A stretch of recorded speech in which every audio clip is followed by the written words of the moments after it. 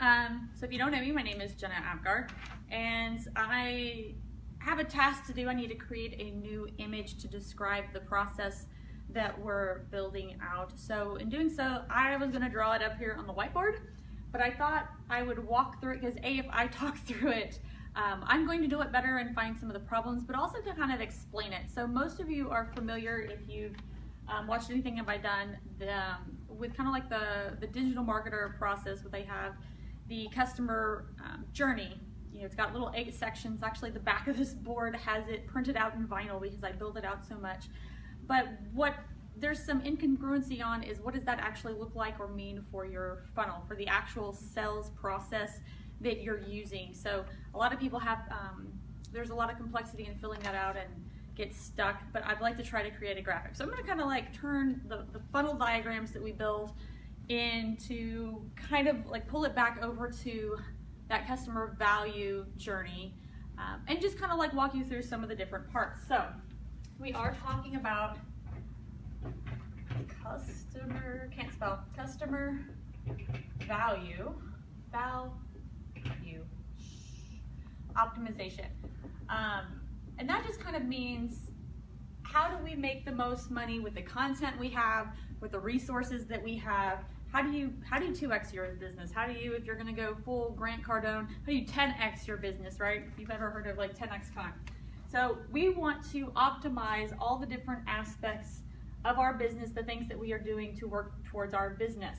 So the first one you need to understand is you need to know who you're serving. I want to know exactly who this little guy is. This is our avatar. He can have a name like Bob the Entrepreneur or whatever you're working with. And then what you need to do is you need to figure out your product market fit as it applies to your avatar, right? Because it needs to be specific.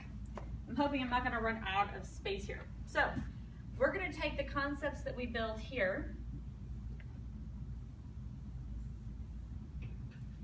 and we're going to drive awareness utilizing a couple of platforms you might be familiar with. So inside here, I'm going to need a bigger list. Facebook ads. Organic posts will get you maybe so far when you're first starting out, and we definitely encourage them for engagement, but obviously creating that awareness where nobody's ever heard of you, that's not gonna work anymore. Twitter, boom. To some extent, I wouldn't like take that one to the bank. LinkedIn still has some incredible organic capabilities. Obviously they have some paid opportunities too. Unless you're scaling, that's probably not something you want to look into.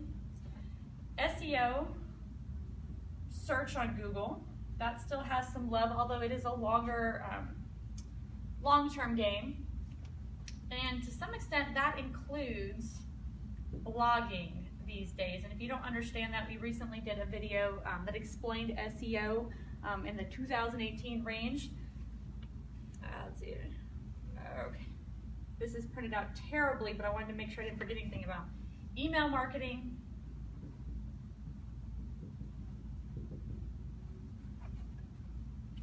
referrals. Please don't butcher me on spelling. Google ads. Not ads.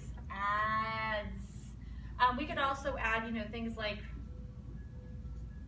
again, with the not spelling, radio, TV. There's a whole list. We have, I think, 43 on our total list of building awareness. But some of the core, you get the idea, right? Building that awareness.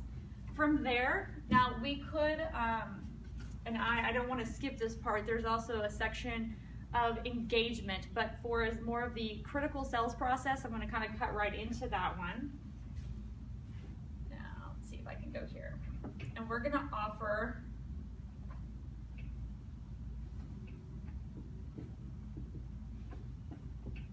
a lead magnet to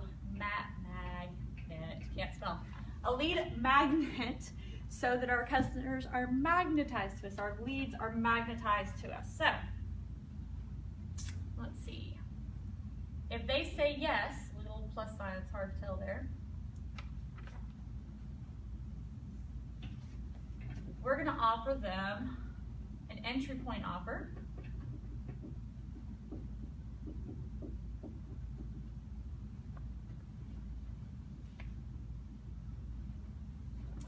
If they say no, negative.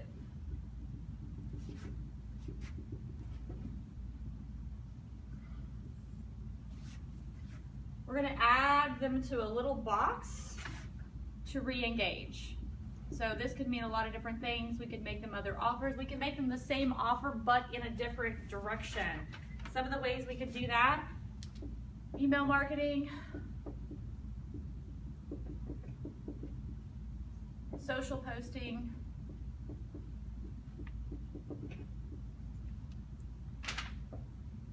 blogging, SEO,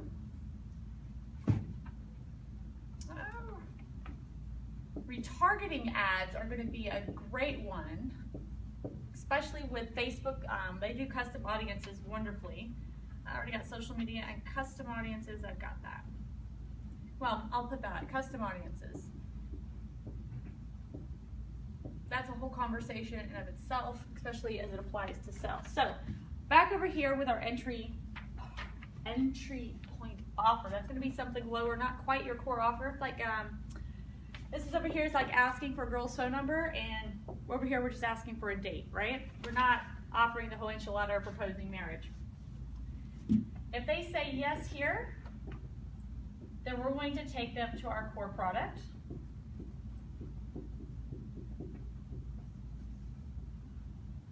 And this is where we are converting them for those that are familiar with the customer value journey. Here we are starting to ascend them, and hopefully there's some points in between here. Obviously, that's a whole strategy in itself, but I just want to kind of map it out here.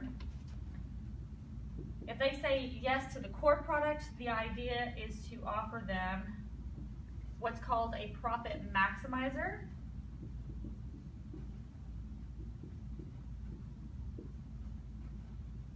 And that is still going to be part of that ascend stage. And if they say yes here, make sure I get this right, we are still going to take them back over here to retargeting, because the most expensive aspect of getting a client is getting the initial awareness. So there's 3 ways to make more money and to double your business, 10x your business. It is simply more customers, that's going to be awareness, more money spent at each transaction, and that's going to be this section right here where we're taking low point, our core product, and an additional offer at the back end, and then also getting them to come back and buy more. And that's what this return path is for. So this is according to everything went as planned, right? But we all know that's not always how it goes. So simply put, after this, the no's, make sure I can draw this out. Email follow up series. I would also add retargeting with ads. And then from there, we are getting them to say yes to our core offer, because they already got this aspect. Now we want them to come back and say yes to the core offer, right? If they say no, I mean, we don't want to be pushy and shovey and jerky, right? We're going to take them back over here. At this core product level, if they say no, kind of the same thing. Follow up series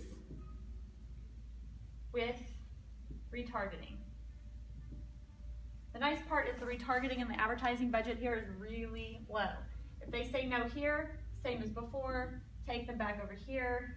If they say yes, that means they are buying your profit maximizer.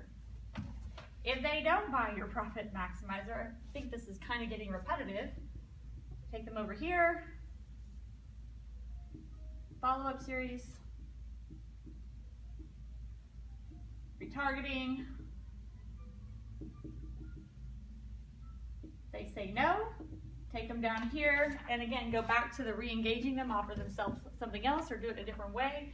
And if they say yes, same thing. At this point, they've already purchased. Now, there are obviously some steps in between these. You have to deliver on your product, you have to excite them. But for the purpose of trying to redraw this out, and hopefully I'm gonna have a better image of this, which is the whole point of drawing it out. If you have any questions, please feel free to let me know or get with me in about a week and I will have a pretty picture of this that makes more sense. Have a great day. Bye guys.